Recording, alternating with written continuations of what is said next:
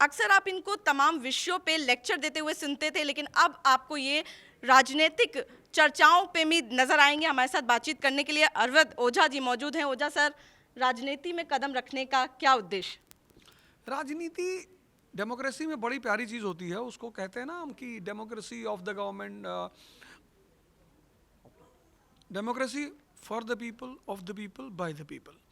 तो जनता क्या करती है डेमोक्रेसी में कि अपने प्रतिनिधियों को चुनती है। तो अगर उस जनता के पास अच्छे अच्छे ऑप्शंस भी होंगे तो निश्चित तौर पर जनता उन अच्छे ऑप्शंस को तरजीह देगी, मतलब स्थान देगी कि हाँ भाई आप भी आओ, हम आपको भी देखेंगे।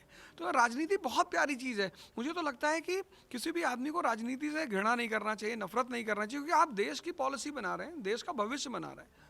तो जहाँ आप इतना बड़ा रोल प्ले कर रहे हैं तो आप कैसे भाग सकते हैं पीछे।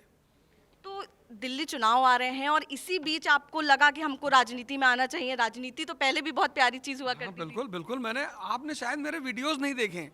मैं पिछले जब 2024 का इलेक्शन था तो 23 से ही मैंने ये बात एक्सेप्ट कर ली थी कि जी मैं राजनीति करने जा रहा हूँ और 24 का मैं इलेक्शन लड़ने जा रहा हूँ और जो पार्टी मुझे बुलाएगी मैं उसकी तरफ से लड़ूंगा। तो 24 का इलेक्शन तो चला गया। फिर मैं बैठा ही हुआ था ऐसे शांति से। फिर एक दिन मुझे एक मैसेज आता है कि ओझा जी आप हमारी शिक्षा की जो विकास धारा चल रही है उसमें आप हमारे सहयोगी बनेंगे और हम बड़े खुश होंगे अगर आप हमारे साथ आएंगे। तो मुझे लगा यार बताओ, इतने प्यार से सब लोग बुला रहे हैं और वही एक रास्ता बना शिक्षा का, शिक्षा और प्रेम, कि आज मैं यहाँ पर आम आदमी पार्टी के ऑफिस में बैठा हूँ। शिक्षा मॉडल सबसे ज़्यादा आपको प्रभावित किया। तो आप क्योंकि इसी डिपार्टमेंट से आते हैं, इसी क्षेत्र से आते हैं, तो जब शिक्षा मॉडल की बात होती है, आप क्या कुछ नया लेकर आएंगे इस शिक्षा मॉडल में दिल्ली के? नया की तब ज़रूरत पड़ती है जब पुराने में कोई कमी हो। अभी मैं गया था सुबह स्कूल्स, पटपरगंज के कुछ स्कूल्स में गया था। लड़के क्वेश्चंस पूछ रहे थे और इतने प्यारे प्यारे क्वेश्चंस पूछ रहे थे। मुझे लगा कि भैया सुकरात की बात अगर इस देश में सफल हो जाए, सोक्रेट्स कहता है कि if you teach your students और childrens to ask questions you make them alive. तो अगर ये धारा मजबूत होती गई तो हमें करना ही होता है कि अगर कहीं कोई बात लगेगी कि हाँ यहाँ सुधार कर सकते हैं तो वो भी मैं राय दूंगा।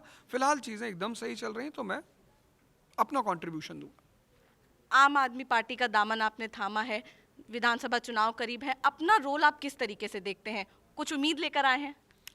नहीं, मैं तो बार बार गीता की वही लाइन बोलता हूँ, इच्छा काया इच्छा माया इच्छा जग उपजाए। मेरी कोई इच्छा नहीं है। हाँ, मुझे जो रिस्पॉन्सिबिलिटी दी जाएगी मैं उसको बखूबी निभाने की कोशिश करूँगा। चुनाव लड़ने की ख्वाहिश है? ख्वाहिश तो 23 में मैंने कही है, लेकिन अगर पार्टी चाहेगी तो लड़ूंगा, नहीं चाहेगी तो कोई बात नहीं।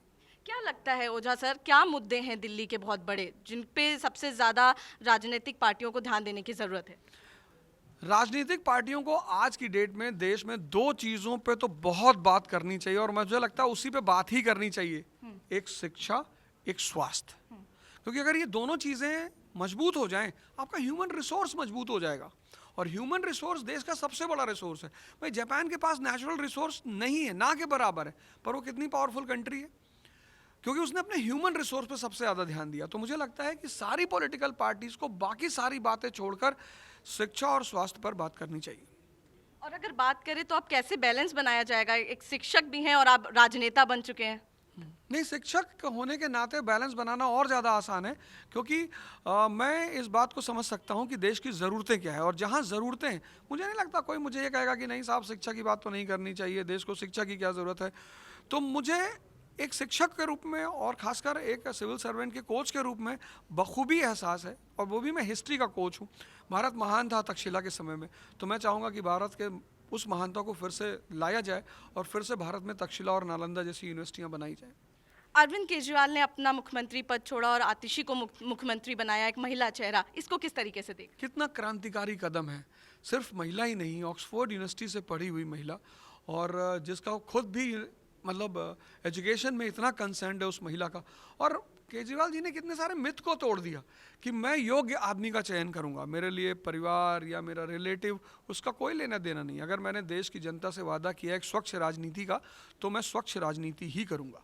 आप यूपी से आते हैं और दिल्ली से चुनाव राजनीति जो है वो आपने अपनी शुरुआत की, इसकी क्या वजह? नहीं, हम तो बस गए दिल्ली में। हमारा क्या कहते हैं, आधार कार्ड पटपटगंज का है, हमारा वोटर आईडी कार्ड यहाँ का है, तो जहाँ आधार और वोटर आईडी वहीं के हम आप बार बार पप्पड़गंज की जिक्र कर रहे हैं, ख्वाहिश है वहां से लड़ने की? नहीं नहीं नहीं, वो तो पूछा आपने कि भाई आपका है, तो मैंने बता दिया कि हाँ वहाँ का है, इसलिए मैंने कहा।